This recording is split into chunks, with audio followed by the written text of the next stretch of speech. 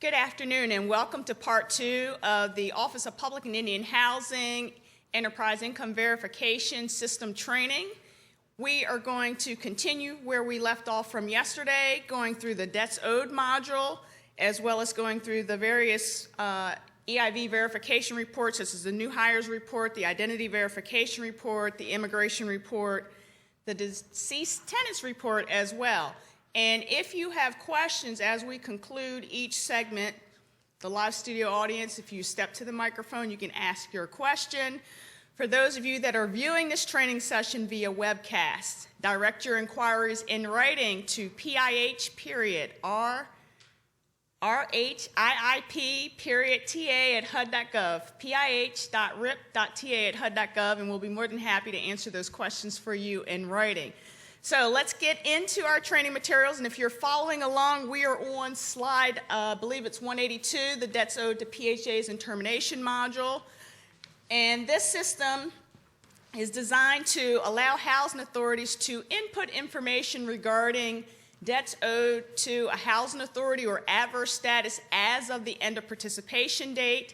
So basically, this is a national repository of information of former tenants, individuals who have left the program owing a housing authority money, or they left the program and they don't owe your housing authority money. However, there was an adverse status, such as perhaps they left the program and they did not comply with program requirements, such as completing the annual re-exam, or if they abandoned the unit, left without notice, criminal activity, so forth and so forth. And we'll get into the various end of participation statuses that are available to you within the EIV system.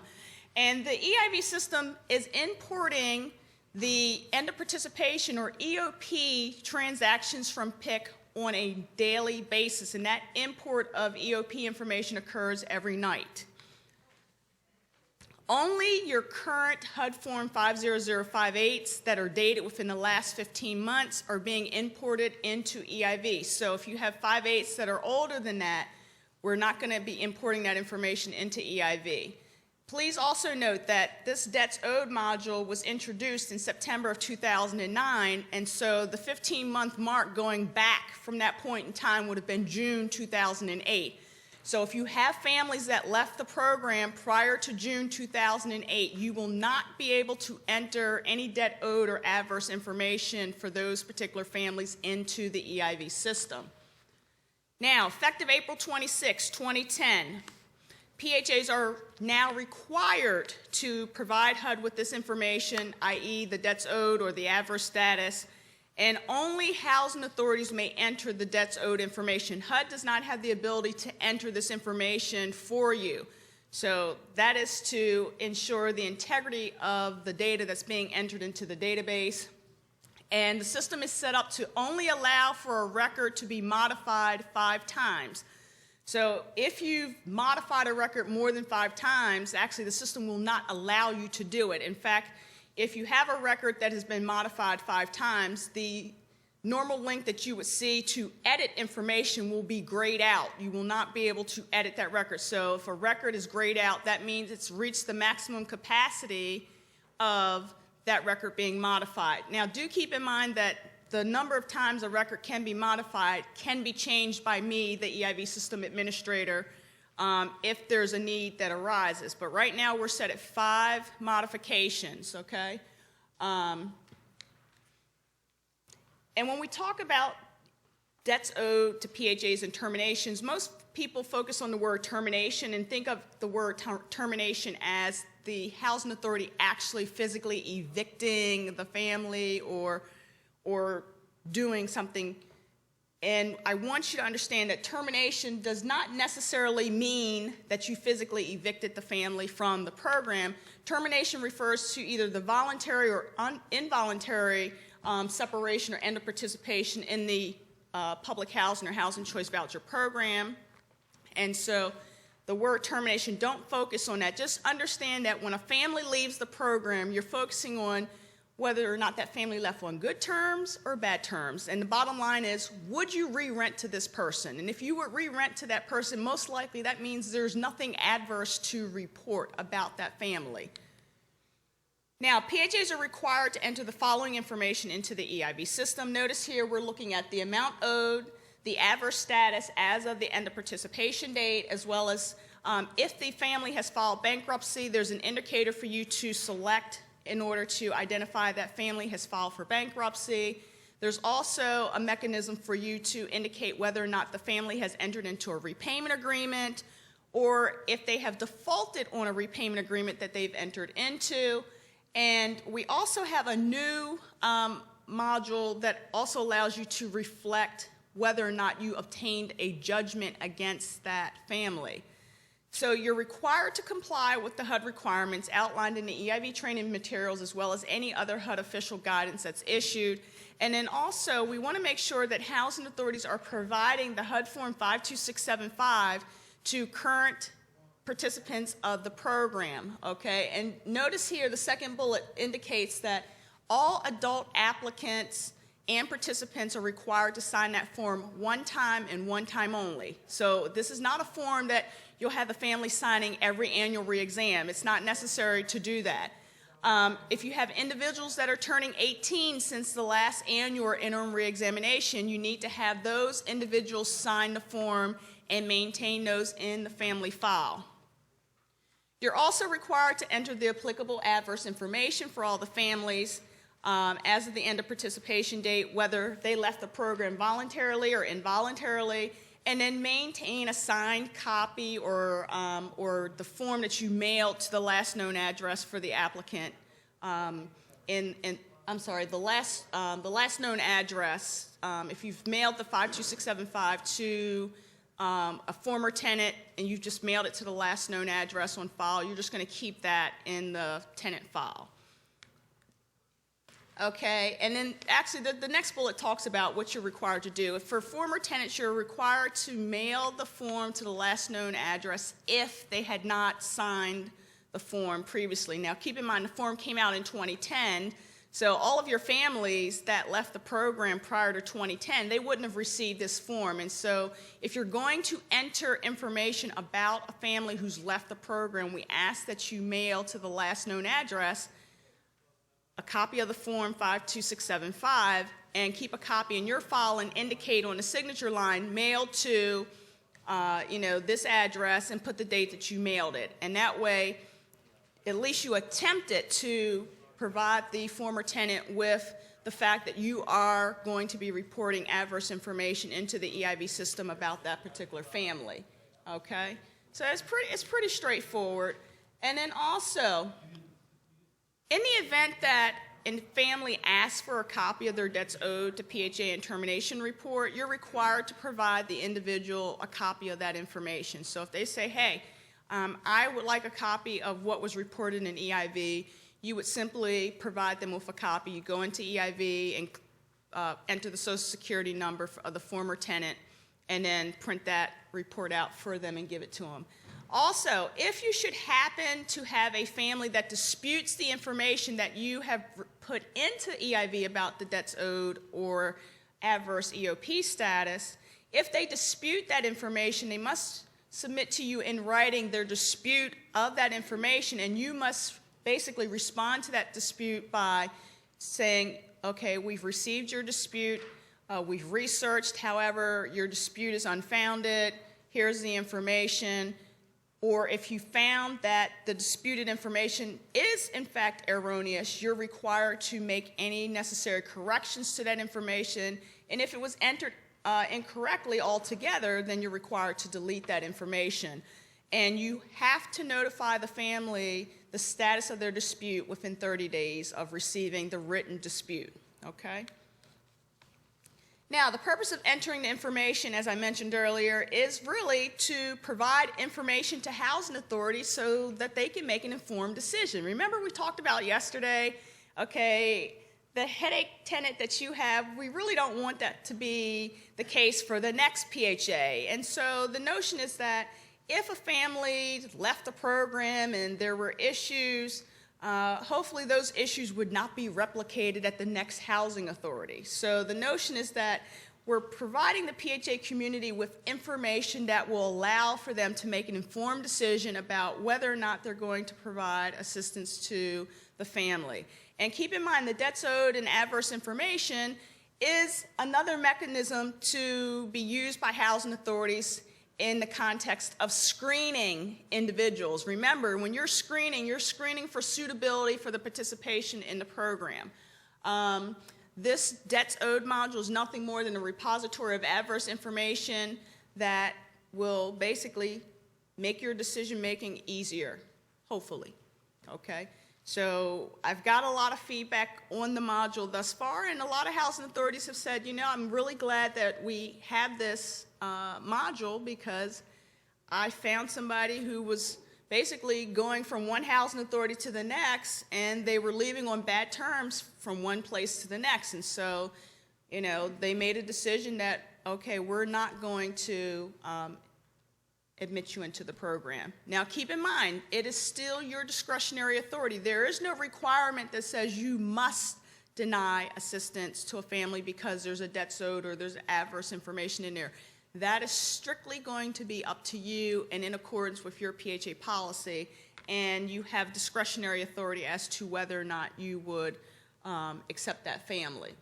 So let's talk real briefly about the HUD Form 52675, which is basically the notice to applicants and participants of the EIV debts owed to PHAs and termination module. This form was approved by the Office of Management and Budget, or OMB, on April 24th, 2010. The OMB control number is listed in the second bullet. And basically, again, PHAs are required, now that HUD has obtained approval by OMB, we now have the authority to require housing authorities to report out on outstanding debt owed information as well as EOP status information. And this information is as of the date that they leave the program, or the EOP date. And the content of the form is very simplistic. It's a one-page document if it's double-sided printed. Otherwise, it's 2 pages. But basically, in a nutshell, it tells you what information is being collected by HUD from housing authorities, who will have access to the information, how long the information will be used, how the information will be used, and how long that information is going to be maintained in the EIV system. And then basically the tenant's rights. It outlines what the tenant's rights are with respect to that information, and then as well how to dispute any adverse information.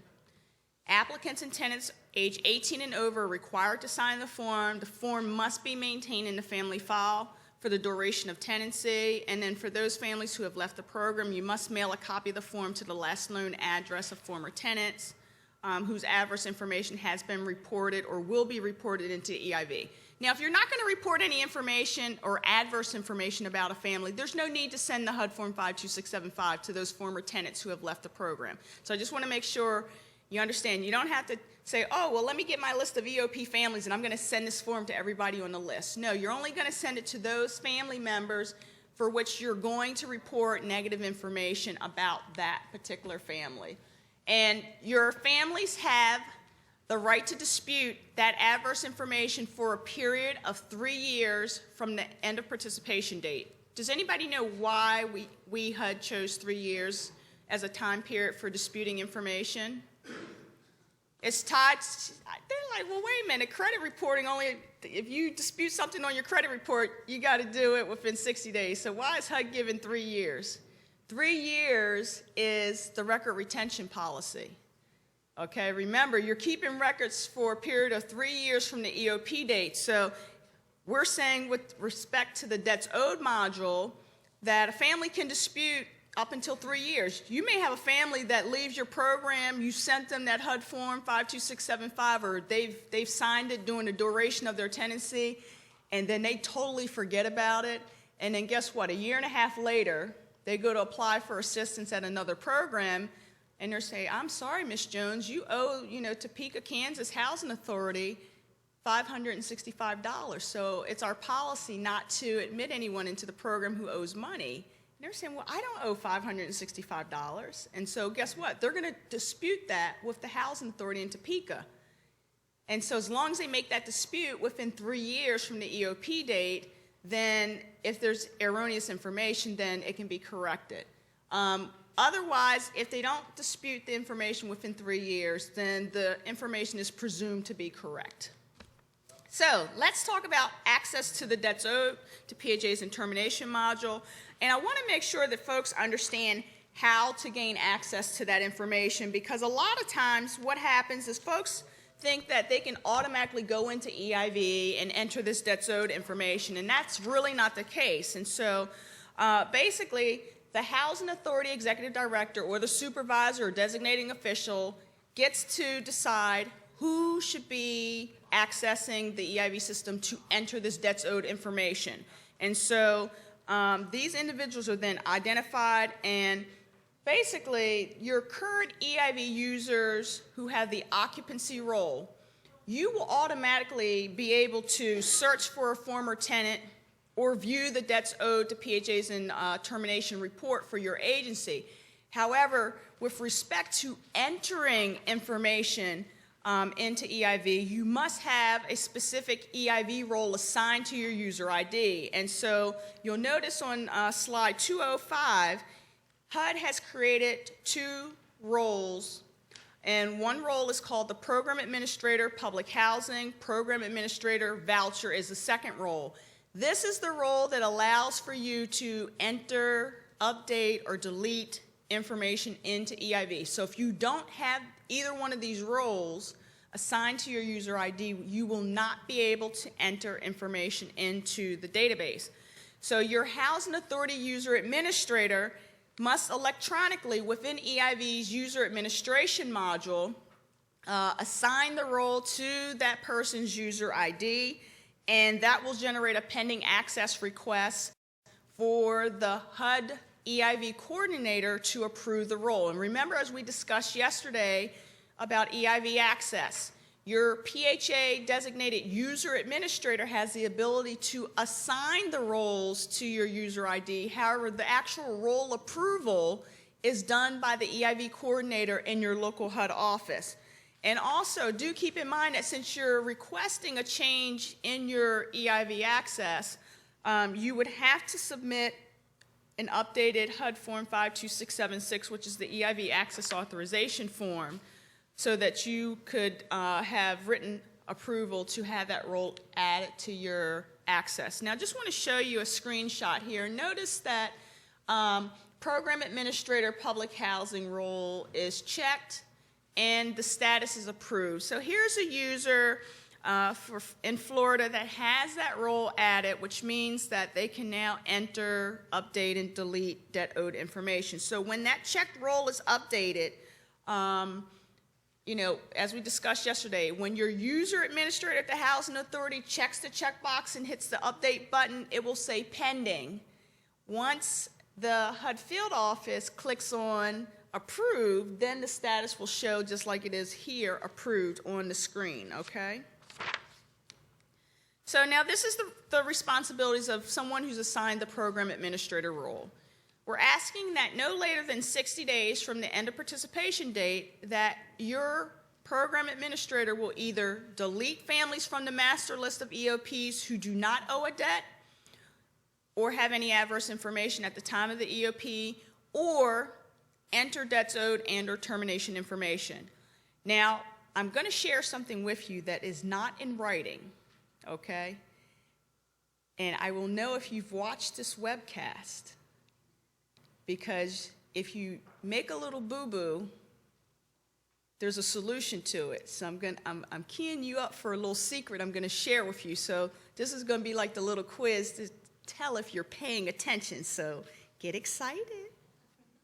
All right, so also, your program administrator needs to ensure that the information entered is correct and accurate. Remember, we talked yesterday about making sure that staff are paired with jobs that are suited based on their skills and abilities. And so if you know that Johnny does not pay attention to details and just cannot, you know, do the connect with details, this responsibility is not for Johnny, okay? This is a detailed-oriented task. and it requires for the individual to pay attention to details, okay?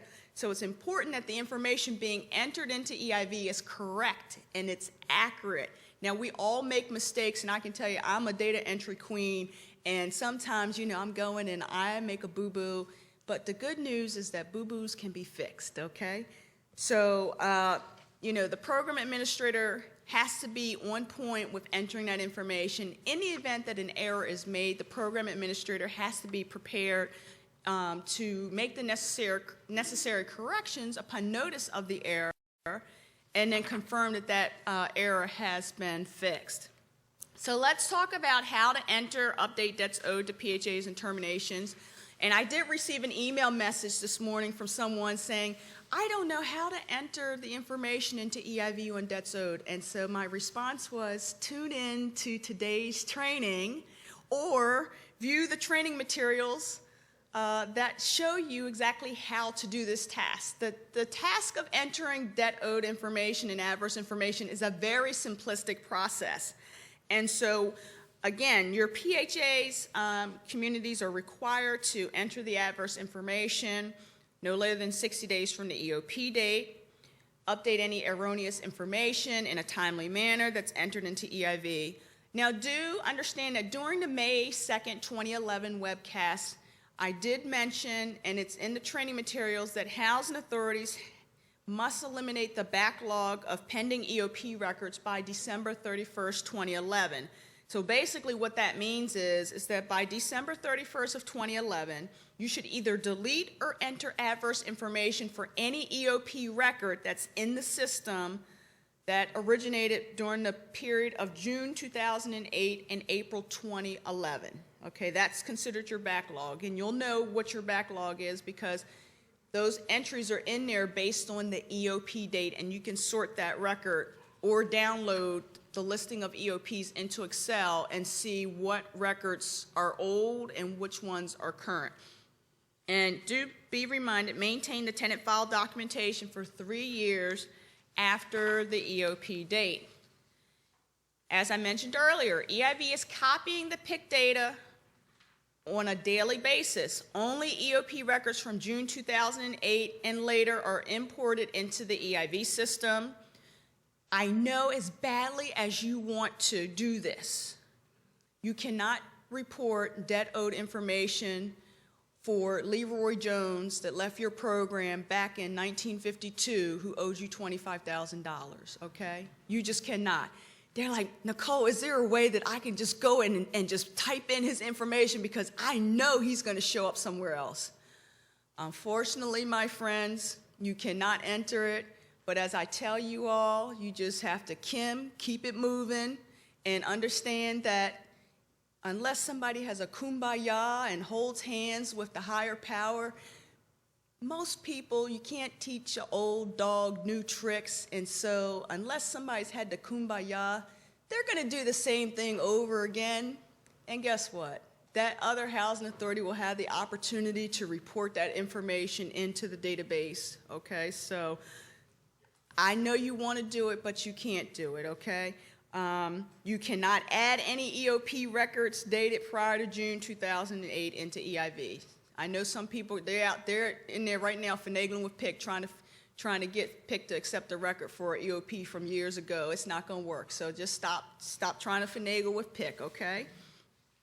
Your debts owed and termination information is only available if the housing authority enters the information. Remember how we talked yesterday? Systems and the data in the systems are only as good as the data that's available to you. So if housing authority is not reporting the debts owed information, unfortunately, it's not going to be available, okay?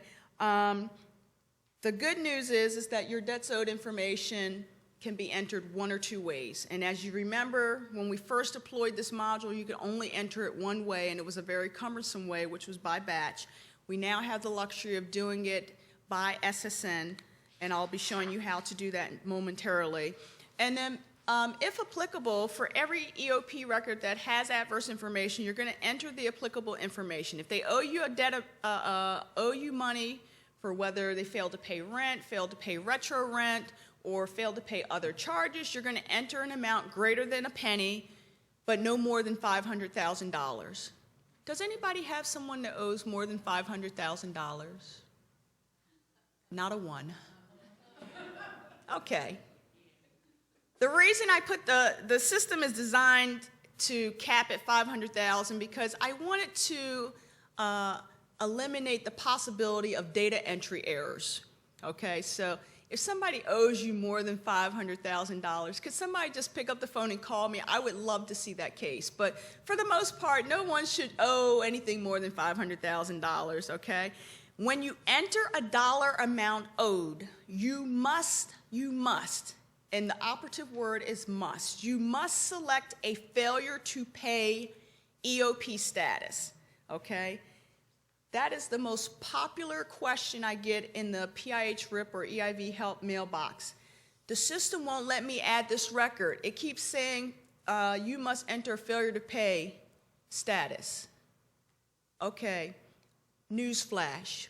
When the system gives you an error message in red, it's telling you, you cannot do that. You must do blah, blah, blah, okay? If you follow the instruction on the screen, you will be able to do what it is that you're trying to do. You cannot put in $5,000 and select an EOP status of criminal activity. I mean, logically, does it make sense? How do you owe $5,000 because of criminal activity related to drugs? Were you there at the drug bust when they counted the money? I mean, what are you trying to tell the housing authority? I just want everybody to think through the process because I still couldn't figure it out. I'm like, okay, you're trying to enter $5,000 for criminal activity related to drugs. I don't understand. The notion is that if they owe you money, it's because they failed to pay something. Either they failed to pay rent, they failed to pay retro rent. And retro rent, remember, that's basically the family hadn't reported complete and accurate income information, and so, or they didn't report something to the point where you overpaid money on their behalf if it's a Section 8 program, or on the public housing side, they did not pay their proper share of the rent. So it's retro rent. It's rent that they owe, okay? Or there's the other category, failed to pay other charges. Maybe it's public housing. They paid their rent. There's no retro rent, but there was $652 in maintenance fees. Okay, or perhaps you're a housing authority, you provide the utilities and they had gone over the utility allowance amount and you charged a surcharge for the excess utility consumption and they didn't pay that and they left. Other charges is the category that you would use for that particular category. Okay, here also notice that if you know that the individual has filed for bankruptcy, you will check the box, which is an indication that you have received a copy of the court order showing that they filed for Chapter 7 or 11 and you are listed as a debtor, okay?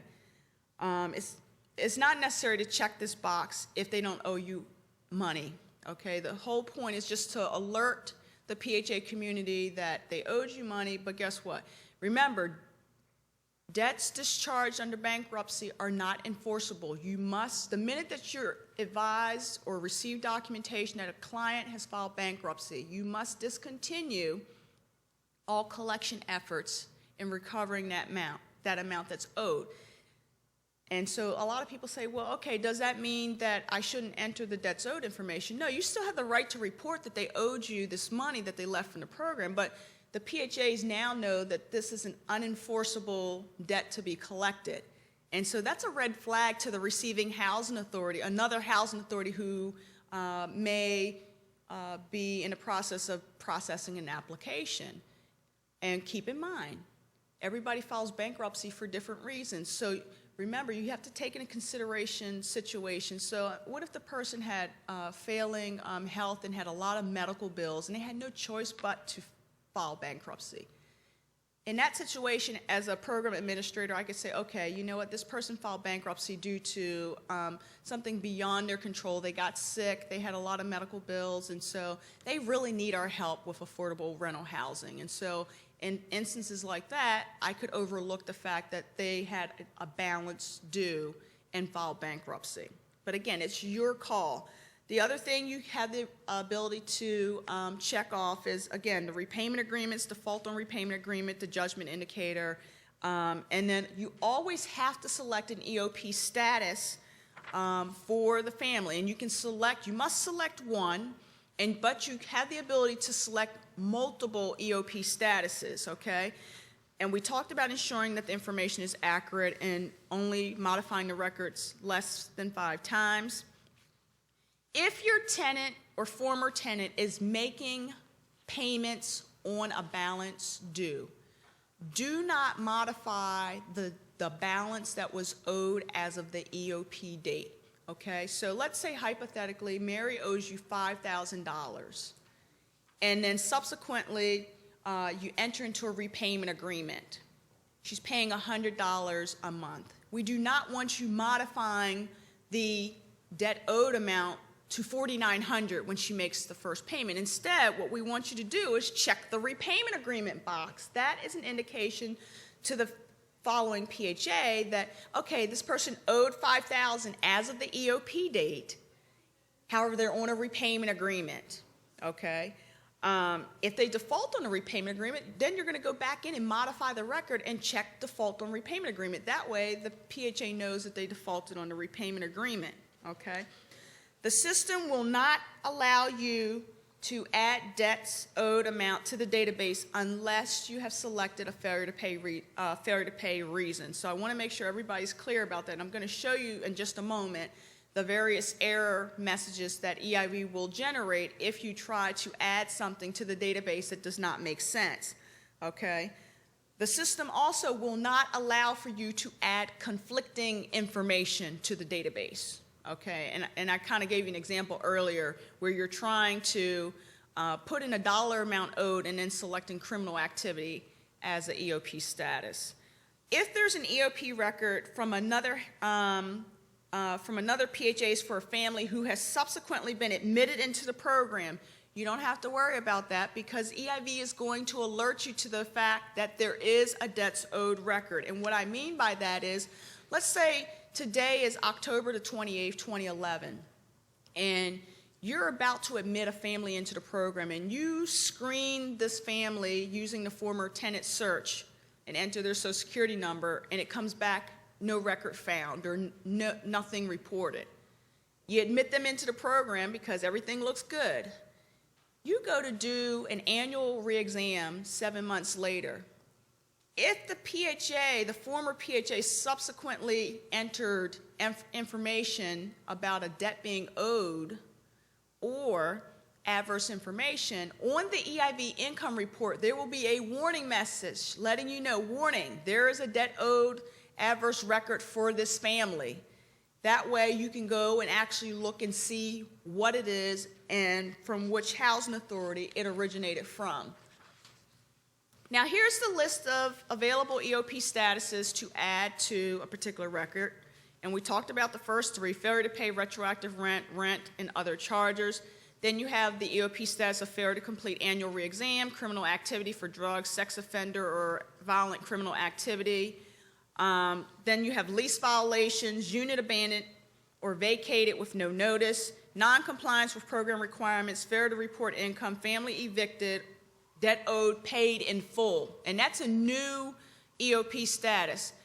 And we made that additional status for housing authorities because we had a client that said, hey, person doesn't owe us any money, but we don't want to delete the record because then the housing authority won't know that, hey, we went through all these hoops to recoup that money. So remember, if they pay the debt in full, you're not going to delete that record. You're going to add the status of debt owed, paid in full.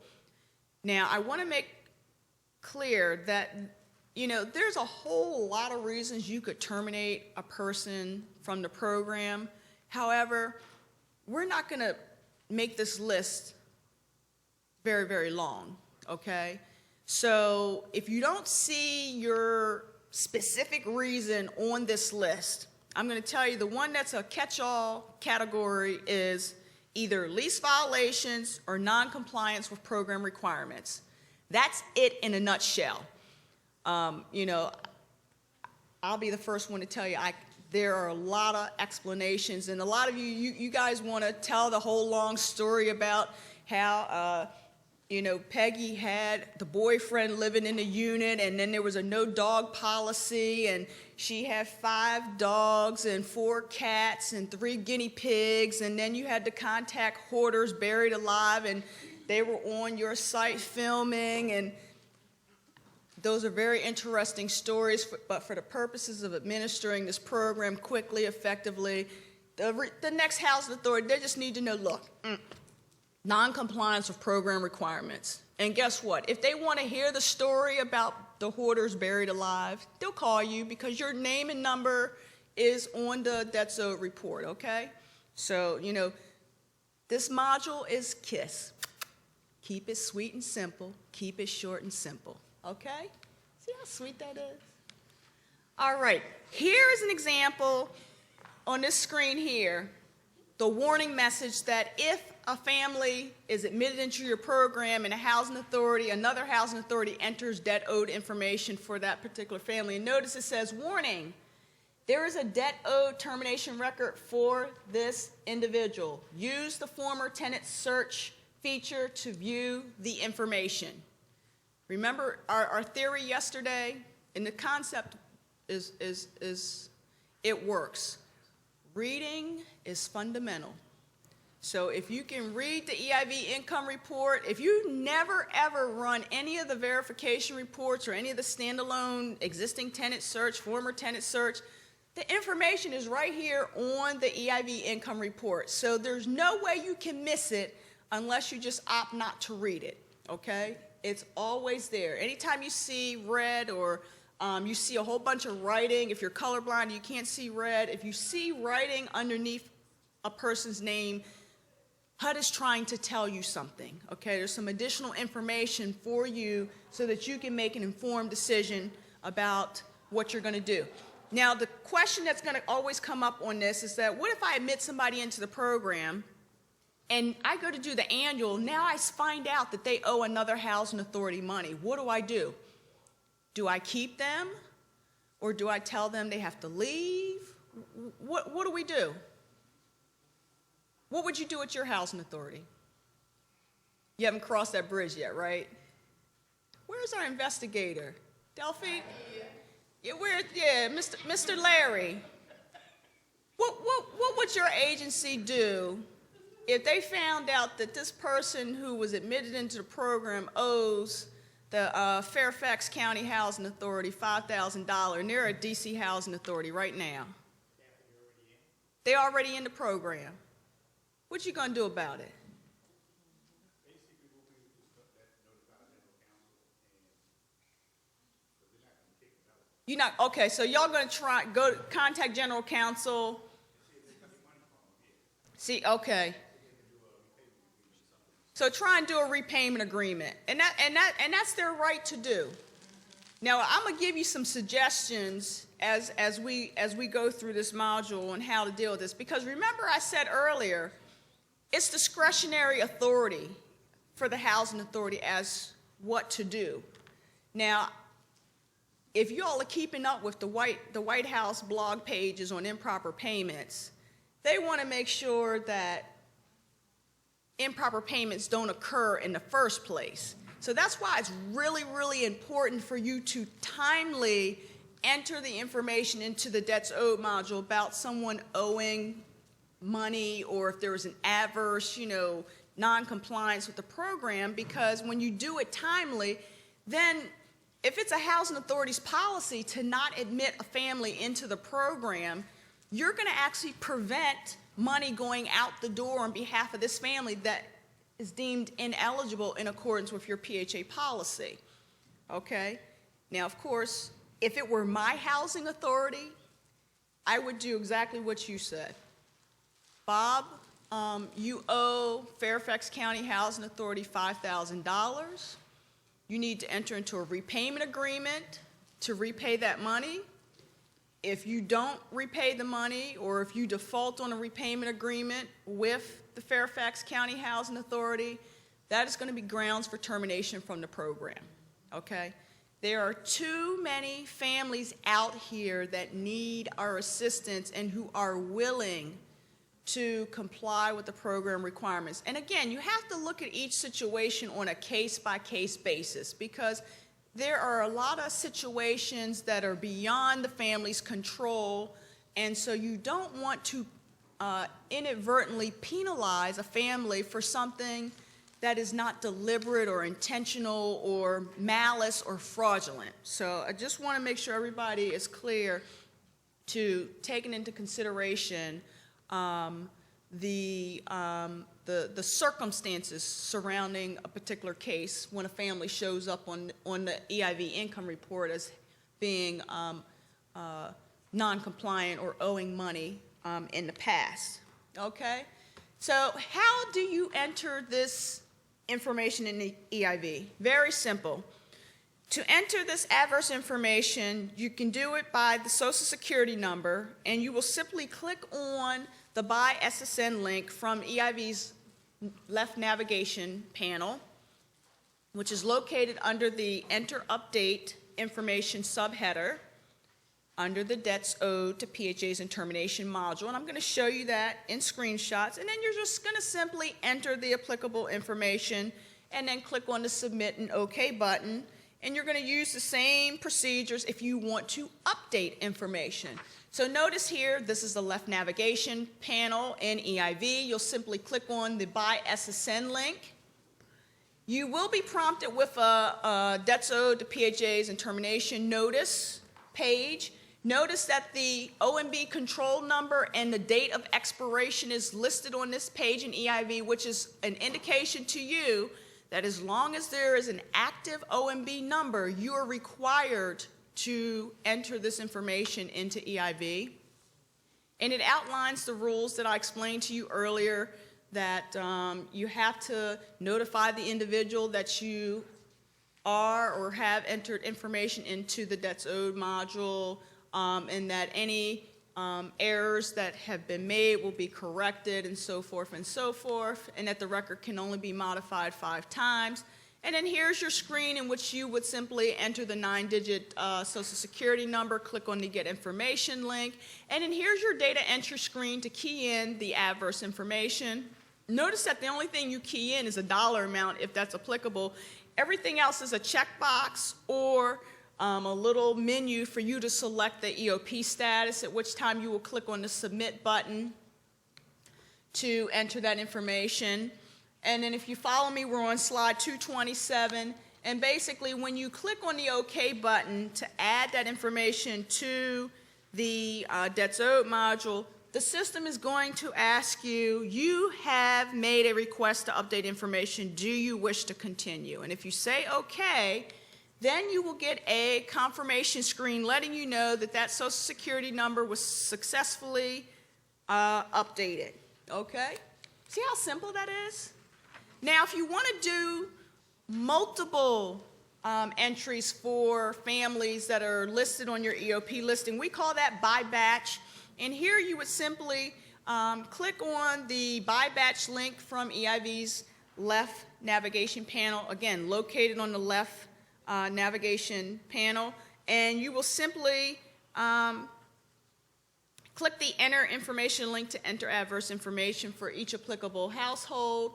Notice that when you log into the EOP listing page, you will see Enter Information link, which is displayed for EOP records which have never been accessed by your agency or edited for reporting the adverse information.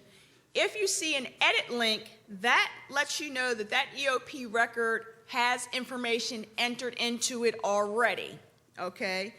So this is an EOP record that has been previously modified. So if you see enter information, you know that that's a record that has never been touched. If it says edit information, you know that record has been touched, modified, and information has been entered. So again, here's your screenshots. Click on the by batch link. Your EOP report selection or list page will appear, which will list all of the EOP records for your housing authority. Now, do keep in mind there are only 50 records per page. If you sort opt to sort the data. It's only sorting the records on that page, only on that page, okay? It's not sorting the whole list. Unfortunately, the system performance does not do very well when we sort the whole list, so that's why we've restricted the sorting of the data to just 50 records on that particular page. But again, do notice that you do have the ability to download the entire list into Excel.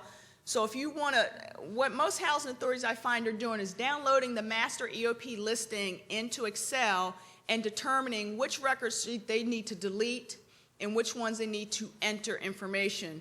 Because then you can quickly delete records in multiples of 50. And if you know that there's only maybe going to be 5 records that you're going to enter information, and you can actually enter the information for those 5 records and then sort by the last column, which is the enter edit information column. And so you know that if you have all enter information links, that you could delete those 50 because you know that you're not going to want to enter any information for those particular records.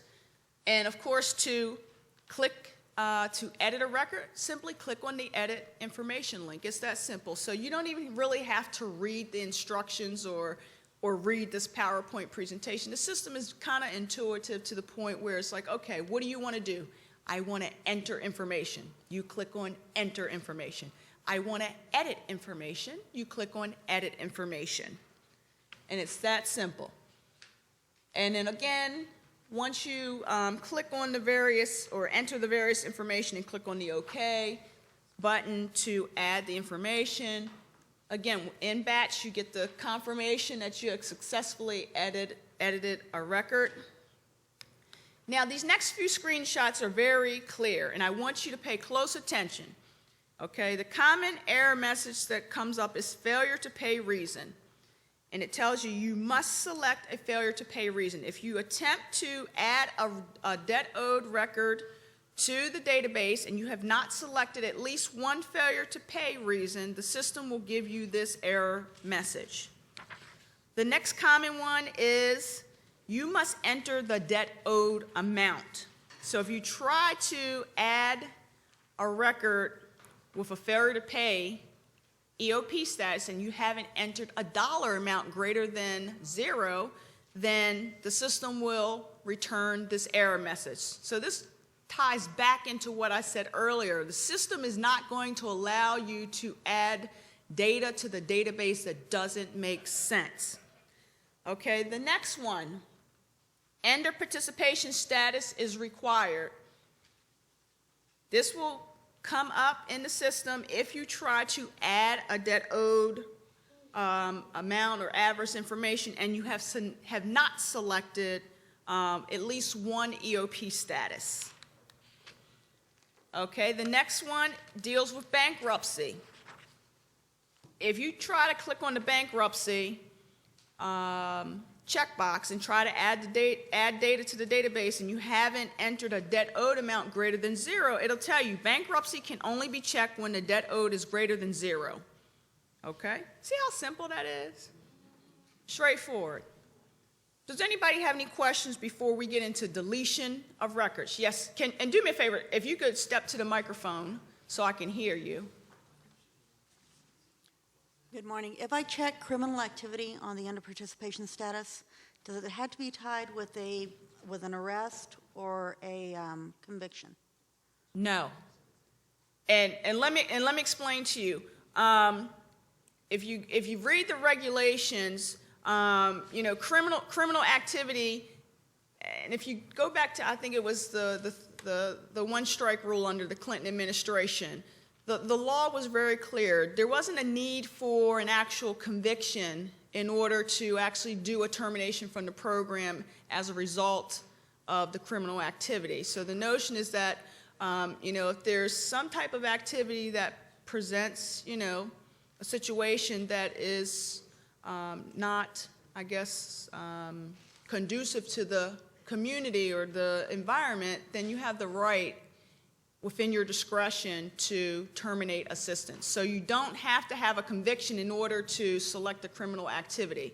and I can tell you from my own experience in Baltimore, we had a relationship with the police department, and every week we got police reports. And if there was, we basically read all of the police reports, and if one of our tenants was, shown up in a police report as to participating in criminal activity, depending on the severity of the crime that was outlined in that report, we terminated assistance. And we did not wait for convictions, and you're not required to wait for a conviction. Keep in mind, our judicial process now, you can plea your way out of things. Yep, I murdered 5 people, but I get charged with manslaughter. Okay, thank you. So it's kind of like the same concept. It doesn't negate the fact that, you weren't convicted for murder, but you have a criminal activity for manslaughter. Okay. Yes, sir. Yeah, we have a question. When entering the Social Security number, but if the head of household is an ineligible citizen and have an alternate ID number? Thank you for mentioning that. All right. If you have an individual who's the head of household and does not have a Social Security number, EIV was modified in May of 2011 that when you're listing, if you can actually access the records of head of households with an alternate ID only by batch, okay? And when you click on by batch, all of the individuals with an H number will appear at the top of the list, okay? Okay. So your H numbers, all those family members or head of households with an H number will appear on your by batch EOP listing. And so one of the things I advise folks is that look at the H numbers first, and if you know that there's nothing to report, just go in and delete those, because your H numbers are always going to appear on the list first. Okay. You won't be able to access those records by SSN, only by batch. Okay. Does that make sense? Makes a lot of sense. Okay. Now, one more question. Now, I know on the, with the lease violations and things like that, you can list those violations, but in that, when you created, y'all don't have a little place for notes, because I know you said you wanted to keep it simple and keep it moving. We will consider adding a comments box, but again, we would have to go back to the OMB and ask for approval for that, and we'd have to make that so that it's not a mandatory field. Right, okay. Okay? Okay. Well, just out of curiosity, what you want to put in that comment box? No, because what I'm saying is you have, again, you list a lease violation, and I know you can contact the other housing authority to find out, and sometimes that's difficult, even trying to get a hold of somebody at another housing authority. Right. But we were just kind of talking back here, and we said, Right. okay, well, maybe if it just have like where you notes or comments. If I as give you to- 50 characters, will that give you enough? Oh, that would be beautiful. What I'm trying to avoid is the I know. collection of unnecessary information right. and these long, drawn-out dissertations. So, Okay. All right. to wrap it up in a nutshell, is like lease violation, and granted, I mean, if you got a 100 provision lease, it could be anything. But, at the end of the day, the notion is to say to the, send a message to the next housing authority, hey, look, guy, there was a problem. I put Calgon out of business because every day I had to go home and take a Calgon bath because that tenant just worked me over all day, every day. And we all know, see, Donna's laughing. She's got one of those tenants. We all have the one tenant. Donna's like, no, I don't. Yes, you do. You can't deny it, Donna. Everybody has that one tenant that just drives them bonkers. Delphine, she knows, right? Delphine? Yep, she got them. We all have them. Doesn't matter. I don't care if you're in Cedar Rapids, Iowa, if you're down in, Warsaw. It doesn't matter. Everybody has one. It's the luck of the draw. So let me go into real quickly how to delete your debts owed records, because we talked earlier about basically you have the ability to enter information, update information, and the last transaction with the data is deleting your EOP records. Your housing authorities, you are required to delete EOP records for which there is no adverse information that needs to be reported for the family, or if there's reported erroneous adverse information, if it's wrong and you know it's wrong, you have to delete it. do not delete, and again, I emphasize, do not delete records of family who have paid the debt in full. Instead, you're going to use the debt paid in full EOP status and adding that to the family record. And here's the secret I'm going to share with you. Now, notice the last bullet on this screen. Now, if you're watching out in TV land, deleted records are permanently deleted, okay? Now, if you recall, when we first released the Debts Owed module in September of '09, I cautioned you and I said, hey guys, when you delete the record, it's gone. But if you remember in September '09, when we configured the Debts Owed module, we made a little boo-boo. You would delete the record, but then it would reappear the next day. So we fixed that. We fixed that with the April 2010 release, okay? And so April 2010 came, and so people were like, uh-oh, I accidentally deleted the record, okay? So I'm like, hey, remember, I told you if you delete the record, it's gone for good. So with the September 2010 release, what we did is we modified the system so that when you selected a record for deletion, not only would it ask you once if you wanted to delete the record, when you said okay the first time, and then you hit I want to delete the record for a second time, what happens, does anybody know what happens the second time when you click on you want to delete? That big picture of Nicole jumps up and says, are you really sure? No, I'm just kidding. No, I couldn't get that done. But basically the system prompts you twice and says, do you want to delete? After you confirm the second time that you want to delete the record, the system permanently deletes the record, okay? And so that was implemented, in September 2010, okay? Now, May 2011 rolls around, and folks are still having a little issue, and I understand because guess what? Data entry, you're just going, and you hit that button, and, I have that condition where, my hand just twitches, and guess what? I hit the delete button 2 times, and the record's gone, and I'm like, oh. And so my EIV IT team that I introduced you to yesterday said, Nicole, look, deletions, they happen. We want to help the housing authorities. So I said, okay, Vasant, what you gonna do? Vasant came up with a module within the EIV, which is only for the EIV system administrator, which is me, Ma, yours truly. If you should happen to accidentally delete a record, I can get it back for you, okay? So if you accidentally delete a record, you will simply send an email message to EIV_help@HUD.gov. You will provide your PHA code and your user ID. I will send you a voluntary form for you to list the records that you accidentally deleted, and I will reinstate the records for you within 24 hours. Can you get excited about that? Now we're going to see how many people were paying attention during this webcast, okay? Because the only people who are going to know about this, because I will never publish this in writing. So if someone contacts me about that, I know you watched this October 28th, 2011 webcast, okay? Or you shared it with your colleague. Girl, I know you got that condition with your hand. It's okay. If you delete those records, Nicole, she'll get them back for you. Now, word to the wise.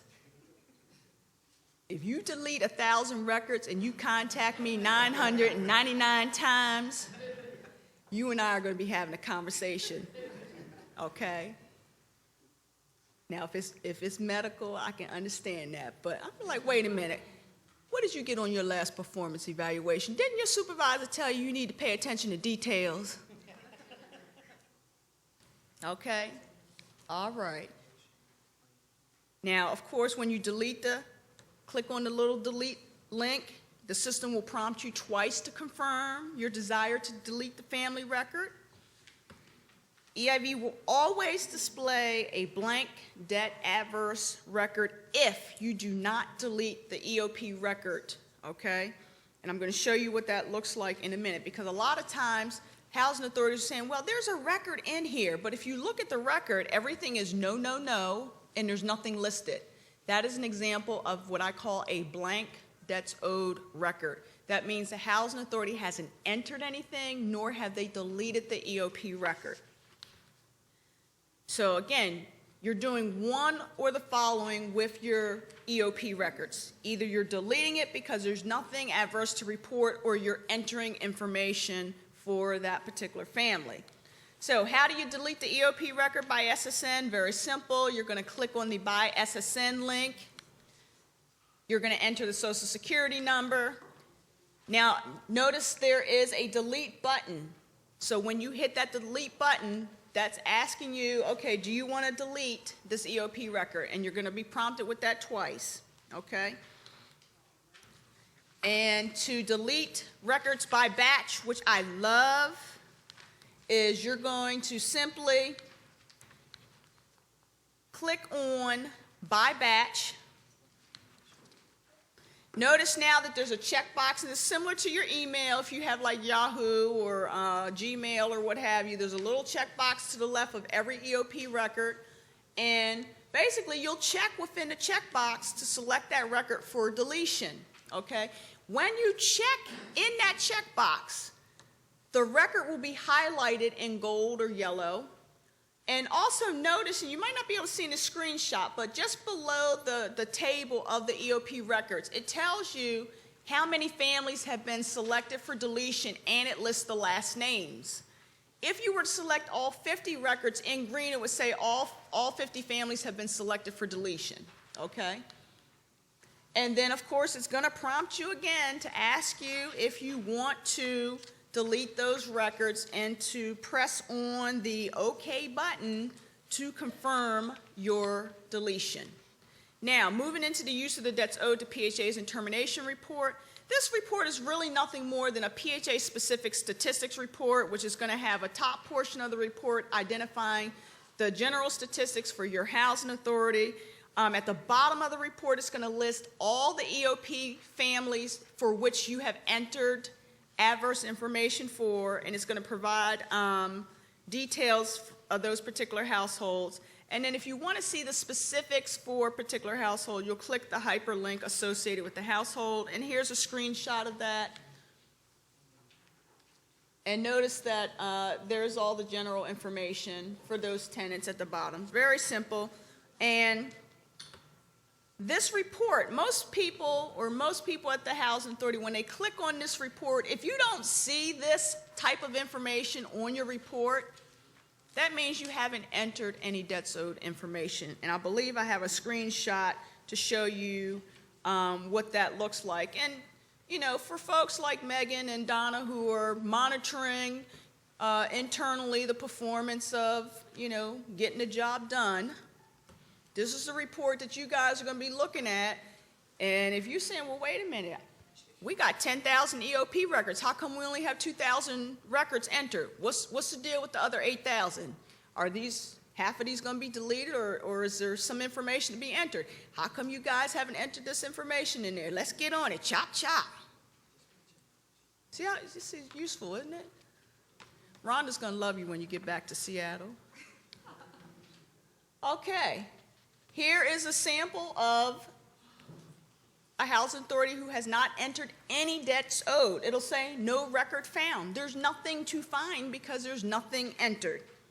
So now I want to show you how to use EIV to screen for applicants, okay, particularly using the search for former tenant. And basically searching for the former tenants, housing authorities are required for all adult applicants before they're admitted into a program to query EIV to see if there's any adverse information. As I mentioned earlier, you're doing this to determine the family's suitability for initial rental assistance. And the key here is that if your policy prohibits providing assistance to families who were previously either evicted or terminated from the public housing choice voucher program, or owe a debt, you don't want to provide assistance up front. So this is why I say EIV can use to prevent improper payments up front, okay? So you can avoid providing limited federal housing assistance to families who have previously demonstrated their inability to comply with program requirements and or owe money to a housing authority as of the date that they left the program previously. And as I mentioned, PHAs are required to deny admission in accordance with your housing authority's established policy. At this time, there is no HUD regulation that requires the housing authority to deny assistance or admission into a program to a family with reported adverse information in EIV. Okay, I want to make sure everyone's clear. There is no HUD regulation or requirement that says you must terminate, you must deny assistance, you must deny admission. That is strictly a PHA discretionary policy.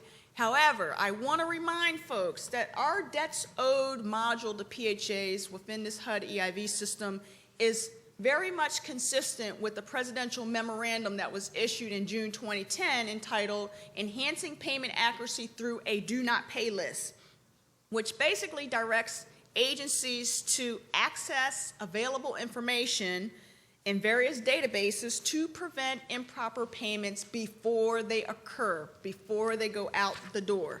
So with that said, HUD strongly encourages housing authorities to adopt policies which will hold families accountable, particularly culpable family members, accountable for their actions or inactions which results in fraud, waste, or abuse within HUD rental assistance programs, and implementing policies which will prevent improper payments from being made on behalf of potential beneficiaries of HUD rental assistance programs.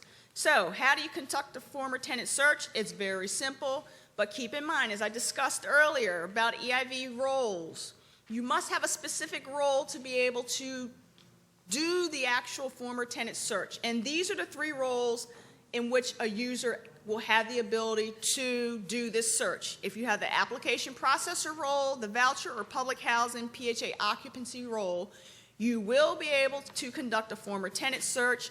And doing that search is very simplistic. You simply click on, I want to do a search for former tenant. So what do I click on, friends? HUD spelled backwards, duh. I can't make it any easier in the system. Search for former tenant, okay? And then you're going to click on, that link, and you have a choice. I say work smarter, not harder. Just enter in the 9-digit social security number of the individual that you want to screen. But let's just say hypothetically you don't have the social security number. You can do a search by the individual's last name and or date of birth, okay? So let me show you how simple this is. You click on the search for former tenant link. Notice here your search criteria. If you put in a social security number, that's all you need to do, and click on the Get Information button. Please note that you cannot do a search just based on the date of birth. If you try to do a search on date of birth only, the system will tell you you must enter a last name. The reason why we limit your search ability is because, remember, you're accessing a national database. So if you click on 5/21/1971, which is my birthday, do you know how many people were born on the same day that I was born on? A lot of people. So why go on a fishing expedition when you can just simply either enter in the last name and date of birth, or the best thing that you can do is simply enter in the 9-digit social security number. And notice here, this is what the system will tell you if you try to search by date of birth only. It tells you search by only date of birth is not permitted. Enter last name and date of birth. If you follow that instruction, you will be successful in getting the information that you're seeking, okay? So please, do not send me a help ticket asking, why is the system giving me this error message? The error message tells you why you can't get to the next point, okay? Reading is fundamental. If you can read this message, you can solve your own problem. You don't have to call. The other thing I want to mention, EIV help available from 2 sources and 2 sources only. your EIV coordinator in the local HUD office, or EIV_help at HUD.gov. Do not, and I've been distributing messages forever and a day, do not contact the Real Estate Assessment Center Technical Assistance Center, REACT-TAC. Do not contact REACT-TAC for any EIV assistance. They are not able to assist you. They do not have access to the system to do any type of modifications to your user access or anything. The only thing they can handle for you is if you have a problem with your user ID and password. They do password resets. Anything other than password resets, they can't help you with EIV. So work smarter. Don't waste your time dialing that number, because all they're going to do is say, contact your EIV coordinator or email EIV_help@HUD.gov. And then you will be unhappy because you have just wasted 2 minutes or 3 minutes of your time and you did not get your problem resolved. So I'm telling you, if you follow my guidance, you will be a much happy camper. Mr. Larry? Okay, so if you run these people through an existing tenant search, like you just said, Former tenant search. anyway, does that encompass all the programs that we have, like the 5-9 program too? Former tenant search is only for PIH rental assistance programs. There is no debts owed module for the multifamily housing program. No, I'm talking about somebody who's already. We're not there yet. We getting there. Mr. Larry wants to talk about existing tenant search. We're not there yet. We getting there. That's coming. I know, because look, that's our investigators trying to get the double dippers. We're gonna get there.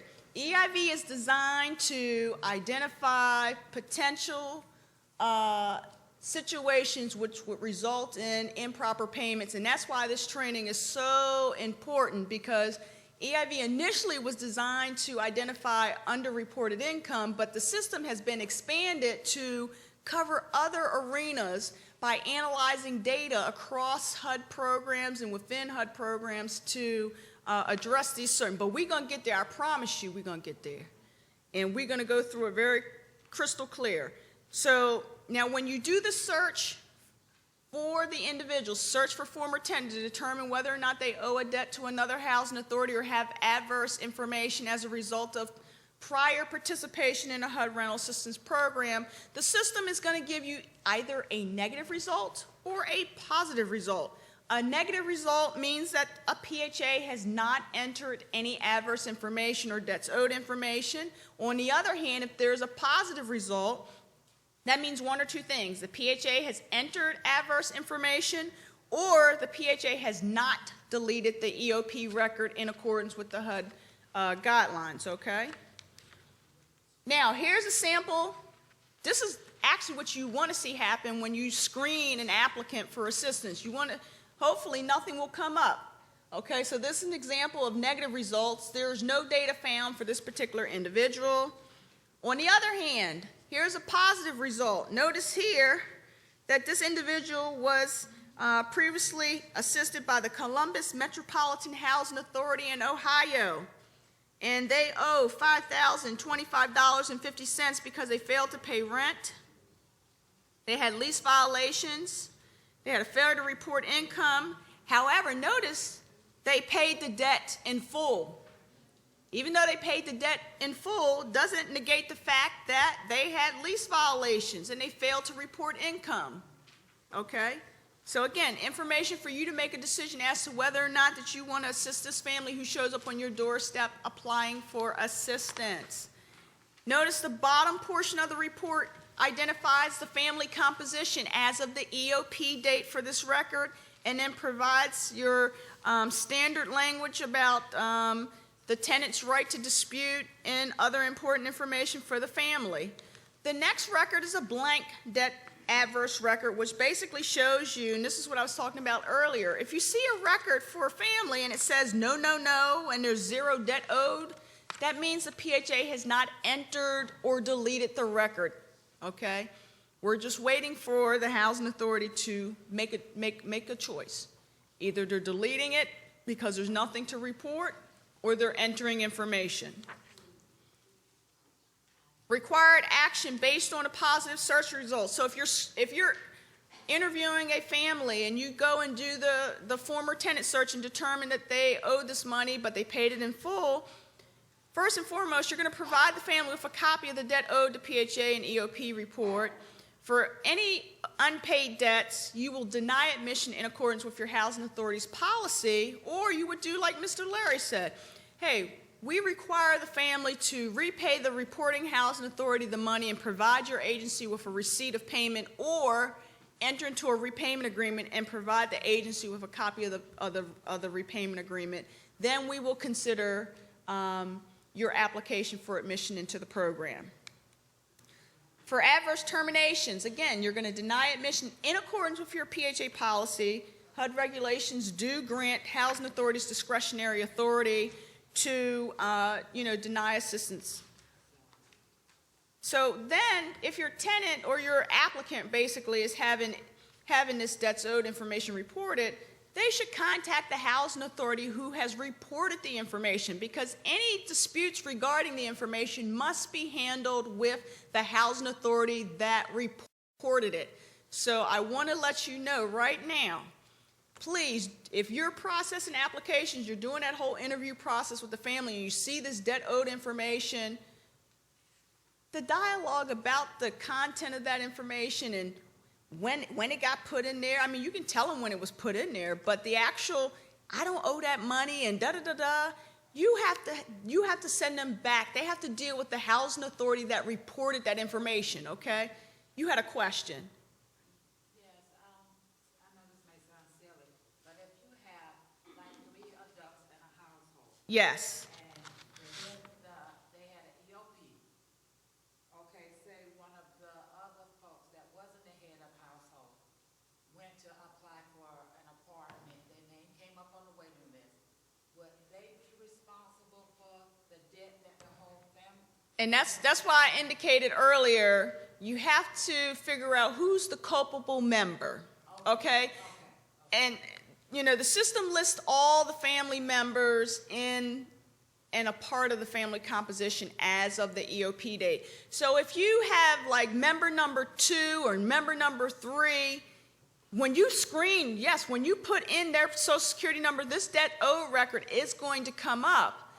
However, you can look at the date of birth, and let's say hypothetically they were a minor, and there was a outstanding debt. Well, the minor had nothing to do with that, so you wouldn't hold that person accountable for that, okay? They were over the age of 18 and had signed the debt owed to a PHA. Then you'd have to ask some more questions. Again, you have to determine, and this is why I said it's not straight and forward. Okay, you have to determine, who's culpable and who's not culpable. So that's why I said you have to look at every case on a case-by-case basis.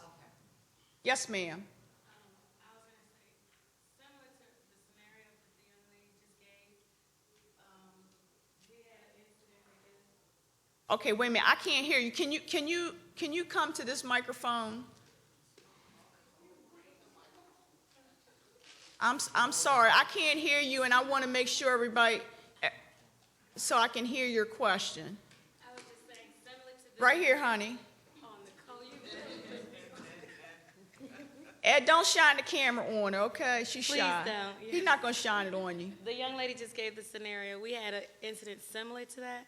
However, the head of household then signed over the premises to the daughter, whom then took over as the head. Right?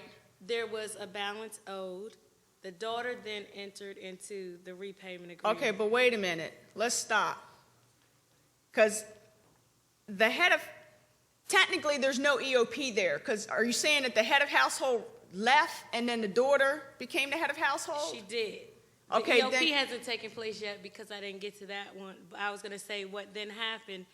The daughter, even though there was a balance that the daughter entered into a repayment agreement for, then the daughter in turn incurred additional monies owed because she was unreported income that we found via EIV. Right.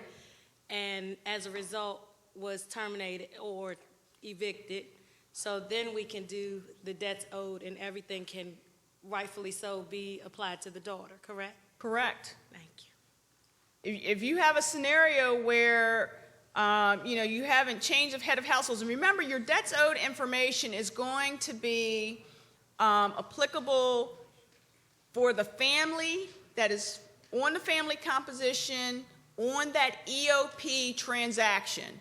So if the daughter is the head of household, at this point, it's irrelevant what happened prior to and all that.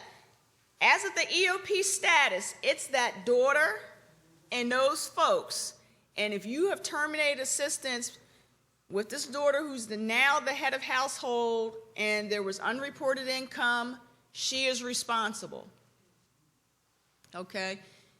The mother that was previously on there, she's no longer a part of the family composition, so she's not going to show up anywhere in the debts owed module because EIV is copying the EOP transaction, and the family members that are listed in family composition on that 5-8 that is submitted as an EOP, that's who everything is linked to.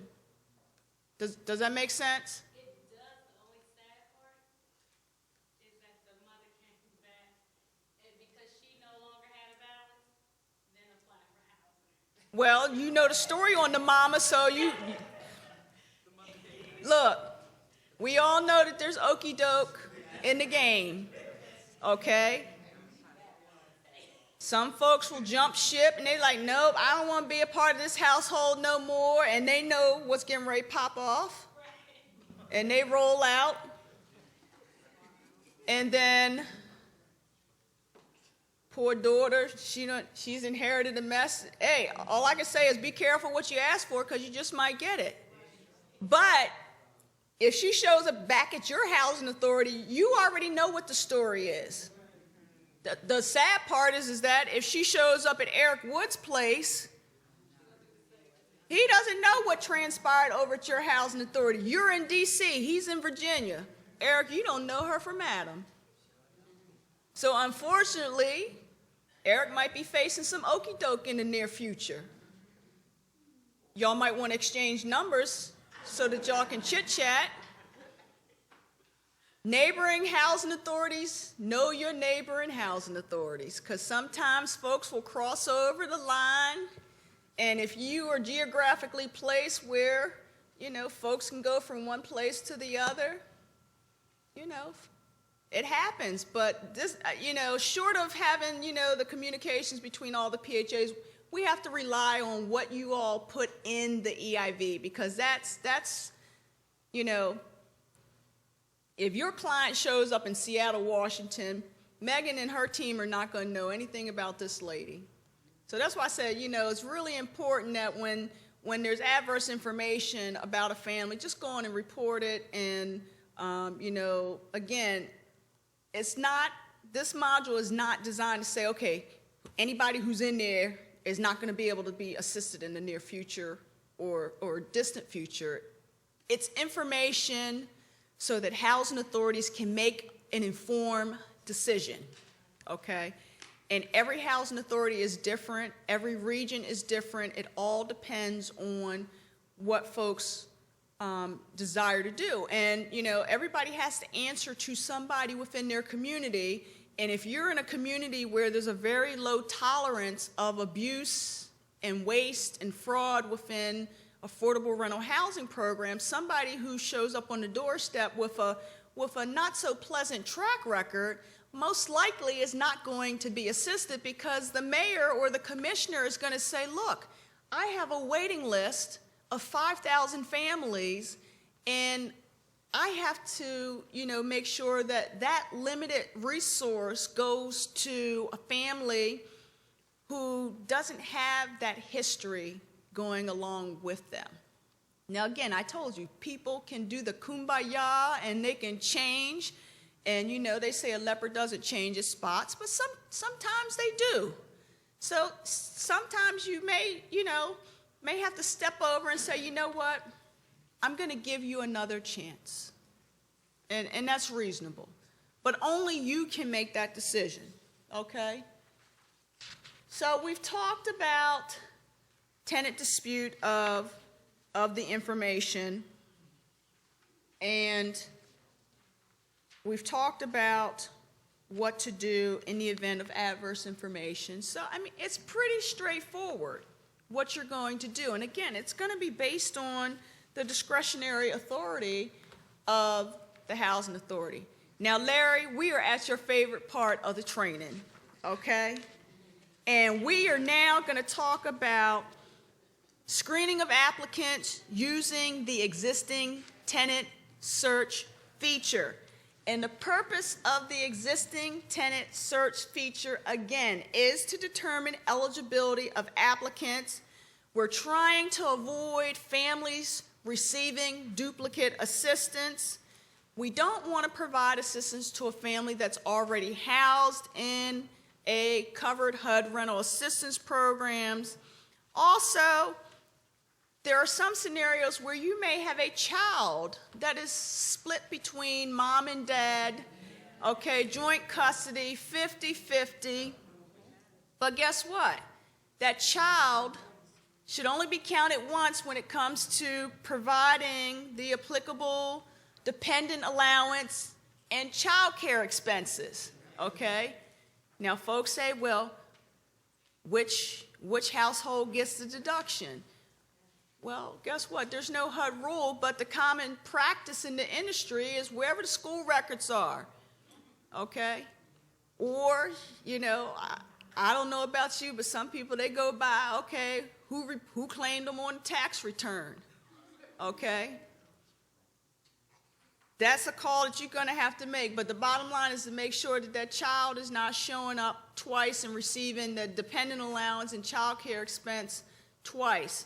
And of course, you know that the only way on your 5/8 legitimately that you can have that child not get the 480 dependent allowance is to classify the child as a foster child, okay?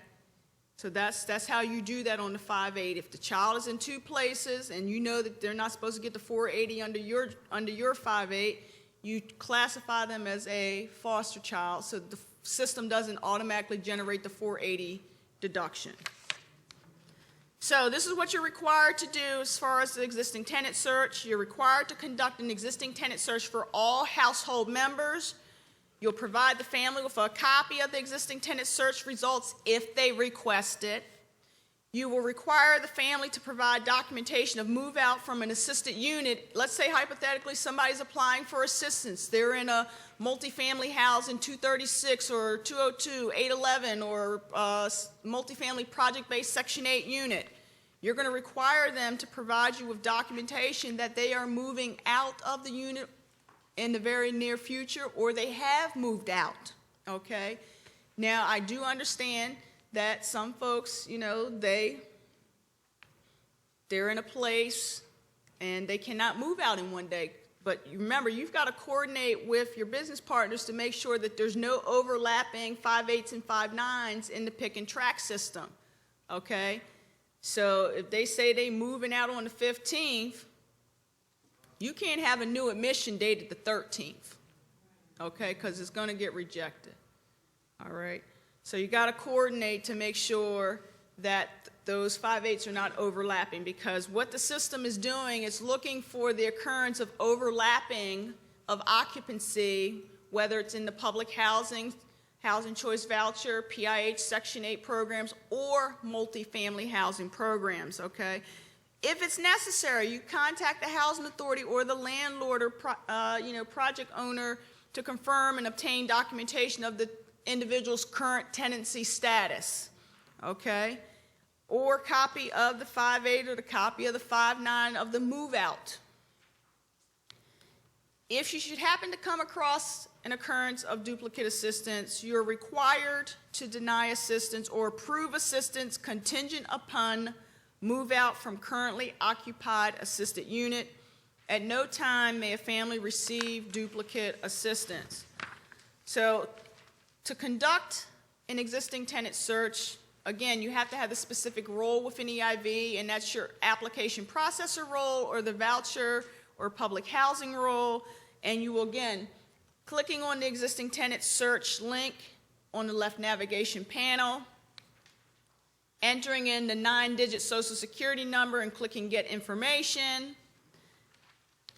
And EIV is going to display either a negative or a positive results. Here's an example of a negative result. No match was found in the PIH program, and no match was found in the MF program.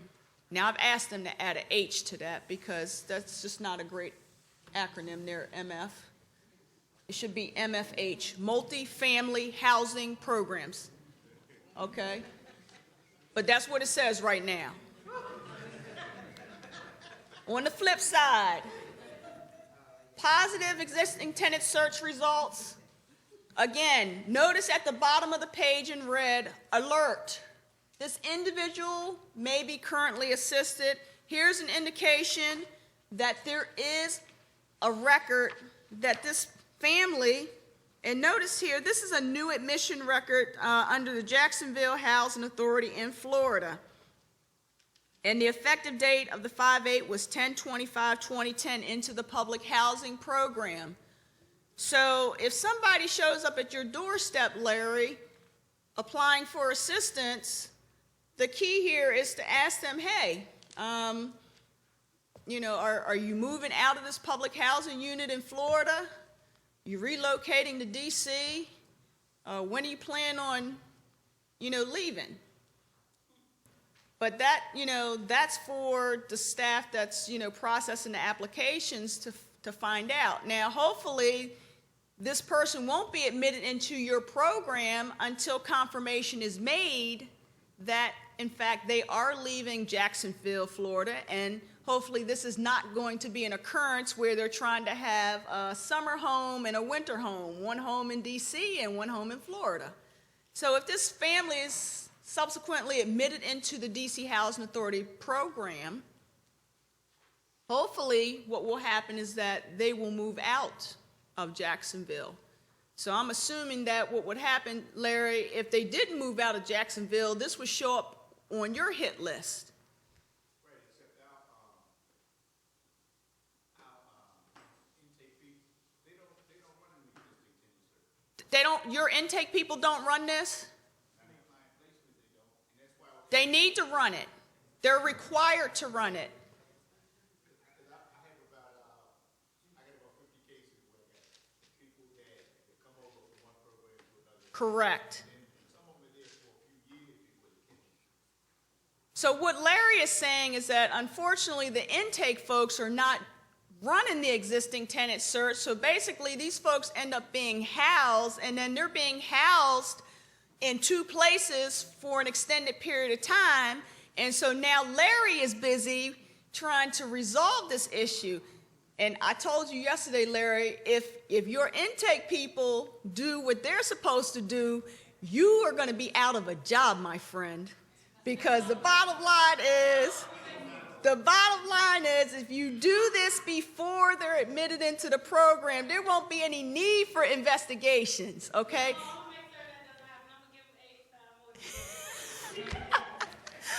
So, excuse me.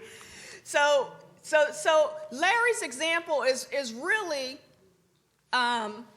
the supporting evidence to the intake folks that, hey, you guys, if you would screen the people, use the system to do the screening beforehand, you wouldn't be admitting them into the program if they're already showing up somewhere. And actually, what's happening is now DC is paying money out of their pockets that they should not be paying. And those 50 cases, Larry, that you have, those are 50 families within the DC metropolitan area that you can't provide assistance to. So that's why it's really, really, really important for housing authorities collectively to use this system, because as has been conveyed, all these EIV training sessions, the key is making sure that limited federal dollars stretch to serve as many eligible families as possible. And so when you don't do these screenings, you are directing funds improperly to families who are not eligible.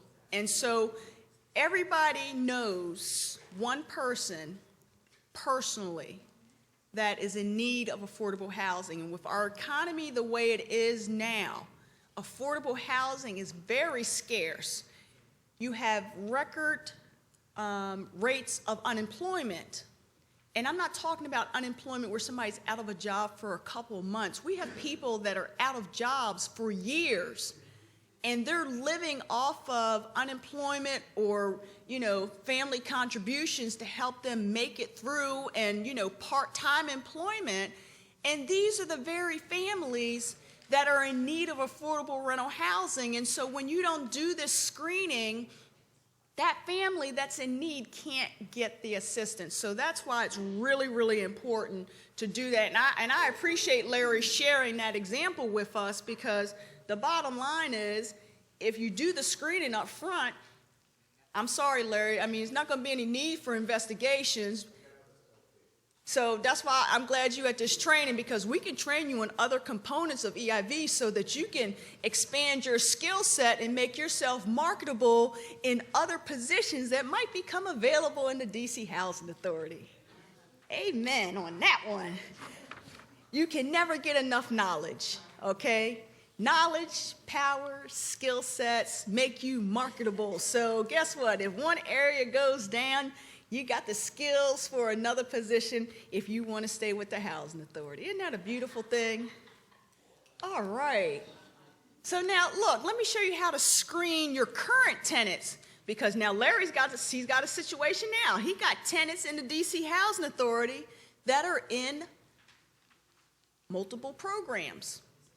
So you can use the multiple subsidy report to monitor who's showing up on the report, okay?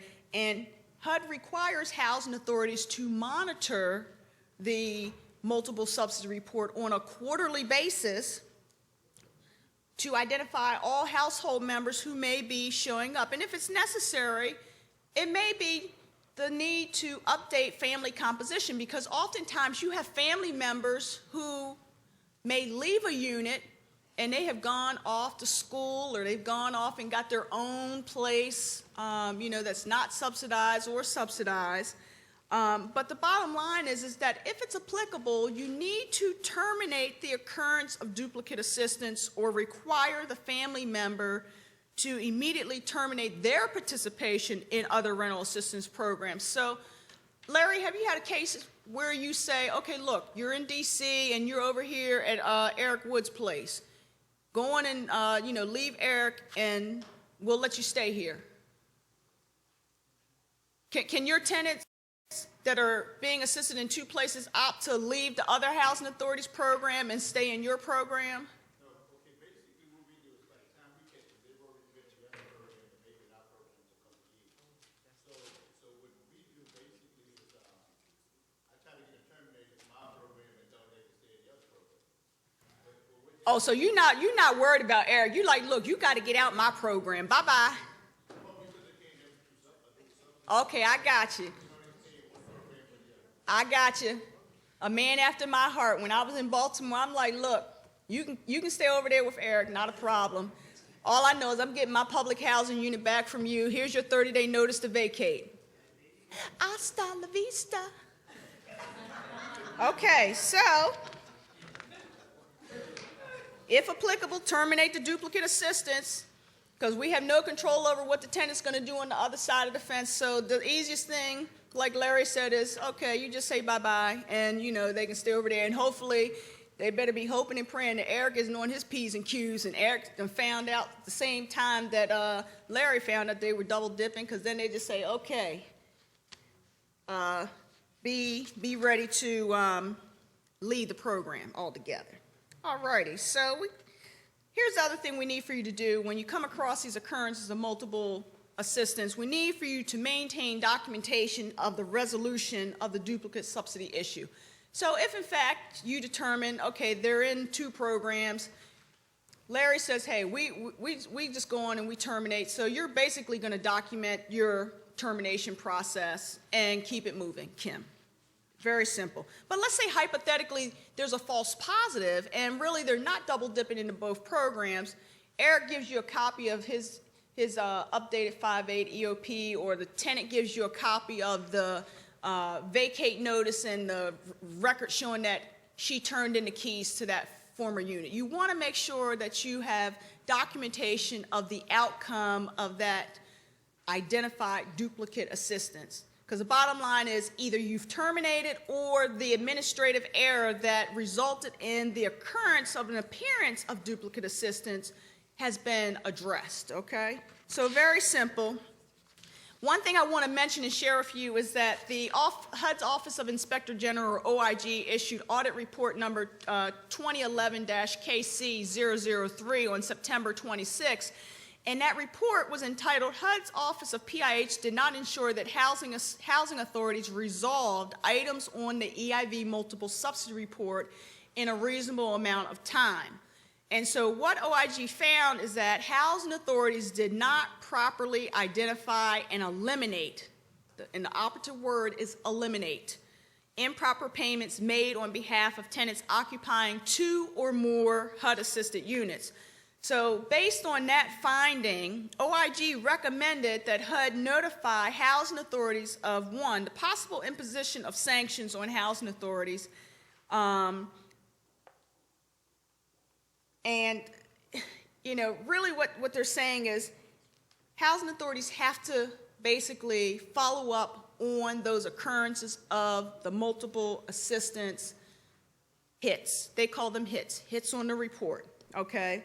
And they wanted us to also modify the EIV multiple subsidy report to basically create an aging report similar to that of the deceased tenant's report, to show the date that the tenant was flagged as potentially receiving duplicate assistance and basically show how long they had been on the report and implement a process to monitor and follow up with PHAs with flagged tenants 6 months or more, okay?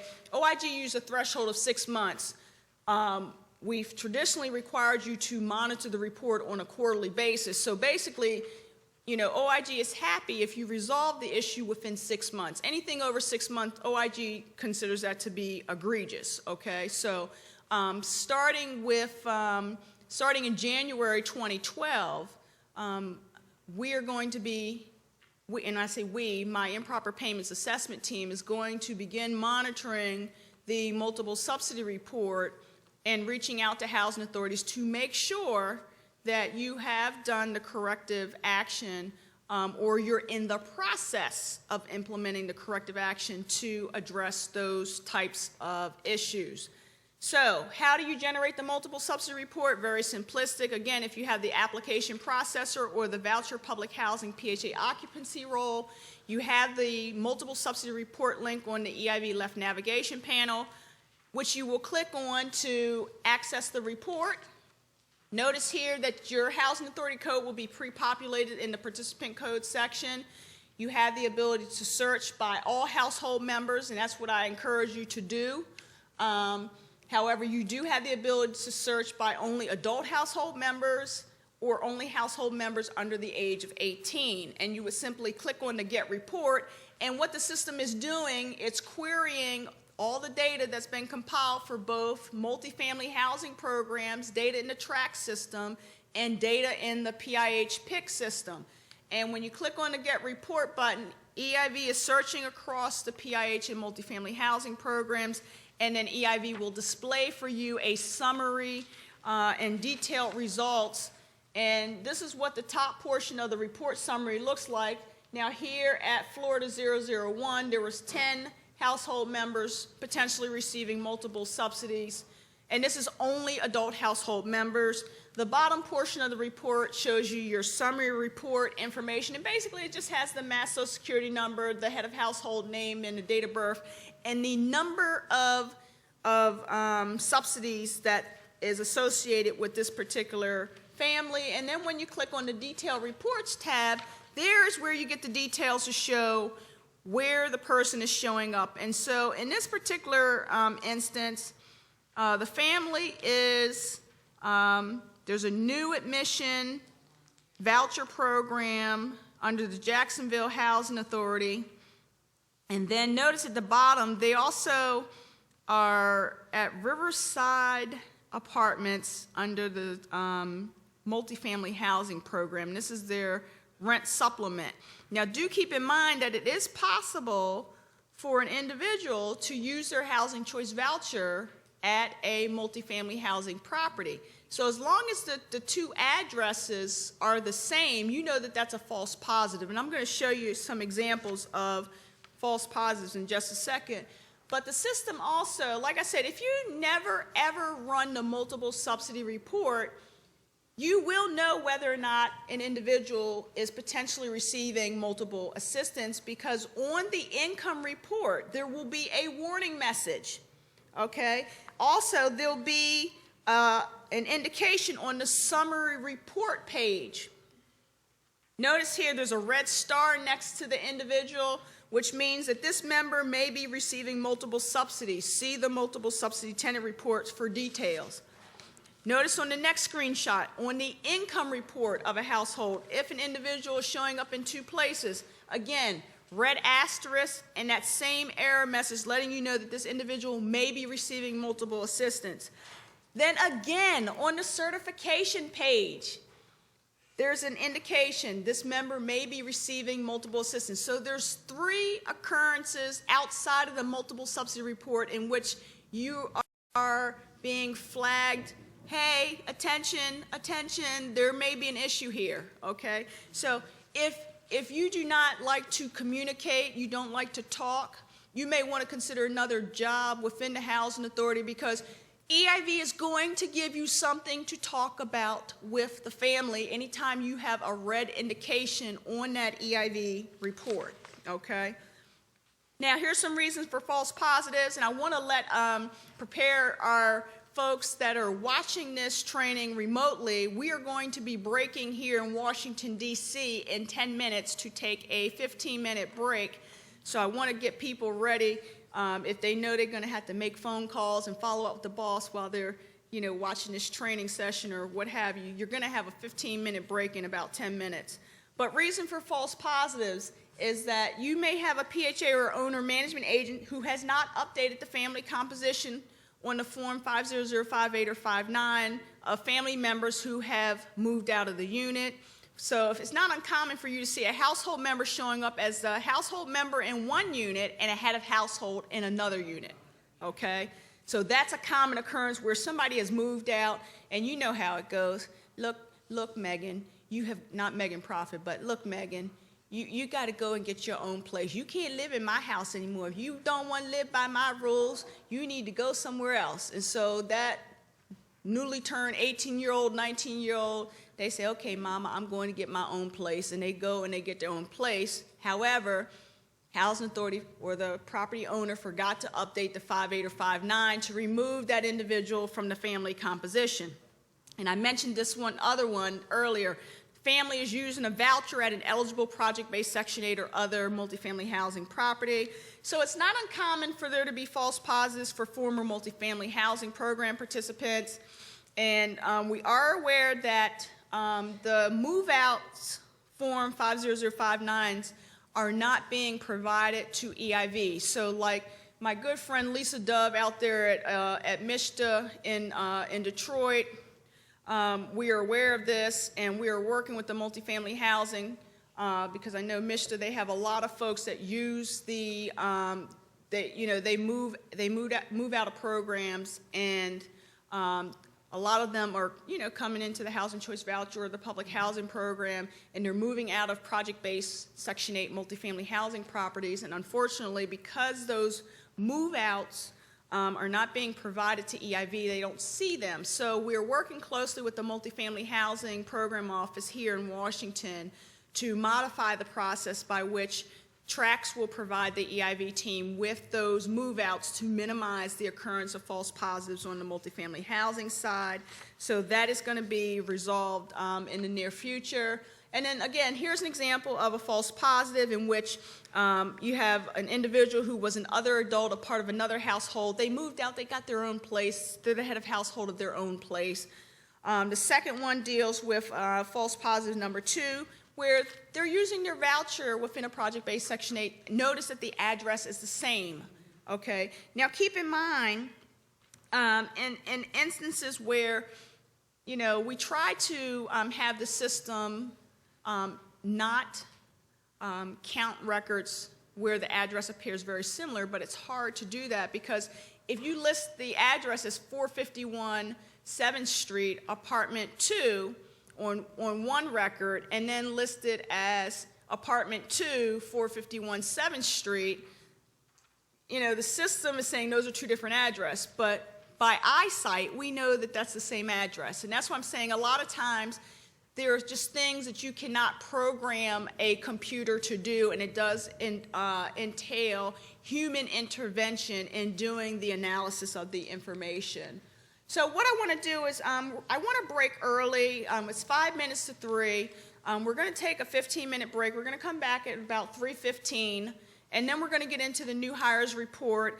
This session is not going to run until 5 p.m. today. We are almost through the majority of the material, so let's go ahead, take a break, and we'll come back at 3:15. And for those of you that are tuning in via our webcast, you'll hear some delightful music to soothe you and get you prepared for the weekend and get ready to get your kids situated in their Halloween costumes for Monday night. So let's break and enjoy the music.